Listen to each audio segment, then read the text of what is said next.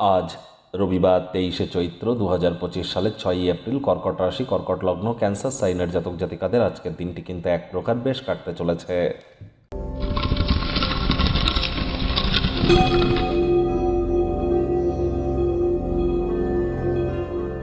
ভিডিওটির শুরুতেই আপনাদের সকলকে রাজযোগ চ্যানেলের তরফ থেকে রামনবমীর হার্দিক শুভেচ্ছা ও অভিনন্দন রইল।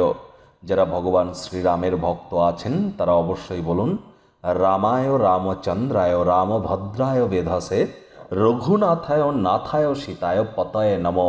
এটি আপনারা 108 বার কিন্তু জপ করতেই পারেন। রঘুপতি রাঘব রাজা রাম পতিত পাবন সীতারাম, এবং পরিশেষে হনুমানজির নাম জপ ধ্যান আরাধনাও আপনারা অবশ্যই করুন।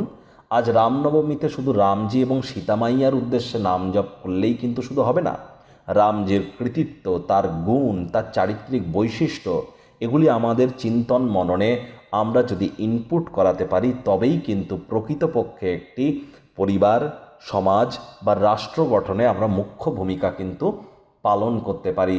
আজ যেহেতু রবিবার, সূর্য প্রণাম করতেও যেন ভুলবেন না। কোনো কিছু না পারলে ঘুম থেকে উঠে সূর্যদেবকে প্রণাম করে আপনারা 7 বার অন্তত বলুন ওম ঘৃণী সূর্যায় নমঃ। আজ সাদা, গেরুয়া, কমলা অথবা আপনারা হলুদ রঙের বস্ত্র কিন্তু পরিধান করতেই পারেন।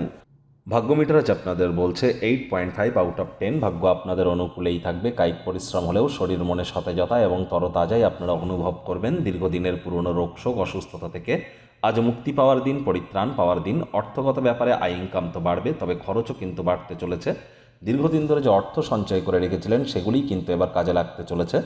চাকরিজীবী যারা আছেন তাদের অফিসের পরিবেশ এক প্রকার বেশ। বস কলিগদের সাথে ভাব ভালোবাসা বাড়বে, কর্মে গতি অনুভব করবেন। নিজের মেধা, দক্ষতা, ট্যালেন্টের দৌলতে প্রশংসার পাত্রপাত্রীও আপনারা হতেই পারেন। রাজনীতিবিদ যারা আছেন জনসংযোগ বৃদ্ধি করুন, সমাজে পপুলারিটিও ইনক্রিজ করবে। শিক্ষার্থী বিদ্যার্থীরা যে কোনো প্রকার পরীক্ষা প্রতিযোগিতায় সফলতা অর্জন করবেন উচ্চশিক্ষার জন্য। যারা বিদেশ যাত্রার কথা ভাবছিলেন ভাগ্যদেবী আজ আপনাদের পক্ষেই আছেন। সন্তান সন্ততি থেকে থাকলে তারাও তাদের কৃতিত্বের দ্বারা আপনাদেরকে গর্বিত অনুভব করাবে। হাউসওয়াইফদের জন্য দিনটি এক প্রকার বেশ। প্রেমিক প্রেমিকা, স্বামী স্ত্রী উভয়ের ক্ষেত্রেই বলবো দিনটিকে যতটা সম্ভব রোম্যান্টিক করে তোলা যায় সেই প্রচেষ্টাই তো আপনাদের জারি রাখা উচিত। অবিবাহিতদের বিবাহের যোগ পরিলক্ষিত হচ্ছে। যারা প্রেমে পড়েননি তাদের জীবনে স্বপ্নের নারী বা পুরুষের আগমন আজ কিন্তু হতেই পারে। একটু প্রচেষ্টা আপনাদেরকেও করতে হবে। শত্রুপক্ষ, বিরোধী পক্ষ আজ খুব একটি শক্তিশালী থাকছে না। অবসরকালীন সময়ে মন্দির, মসজিদ, গুরুদ্বারা ভ্রমণ করুন।